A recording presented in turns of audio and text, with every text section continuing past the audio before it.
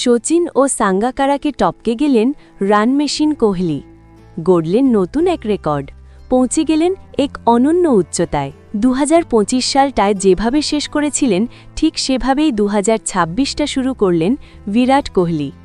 নিউজিল্যান্ডের বিপক্ষে এদিন মাত্র 7 রানের জন্য সেঞ্চুরি মিস করলেও রবিবার এক নতুন ইতিহাস লিখলেন তিনি। নিউজিল্যান্ডের বিরুদ্ধে ওডিআই সিরিজের প্রথম ম্যাচেই আন্তর্জাতিক ক্রিকেটের সর্বোচ্চ রান সংগ্রাহকদের তালিকায় দ্বিতীয় স্থানে উঠে এলেন ভারতের এই তারকা ব্যাটসম্যান। ভাদোদরার ম্যাচের আগে সাঙ্গাকারাকে টপকানোর জন্য কোহলির দরকার ছিল মাত্র 42 রান। ইনিংসের 19তম ওভারেই সেই মাইলফলক স্পর্শ করেন তিনি।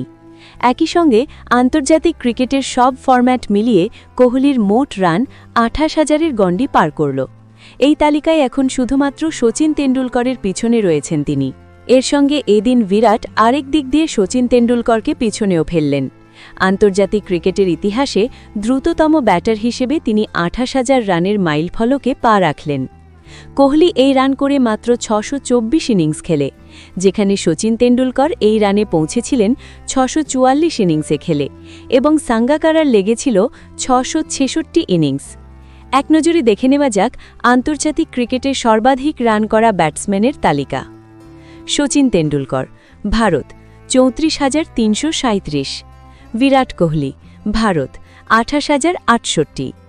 Kumar Sangakkara, Sri Lanka 28,016। Ricky Ponting, Australia 27,483।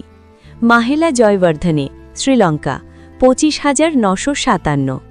Jack Kallis, দক্ষিণ আফ্রিকা 25,534।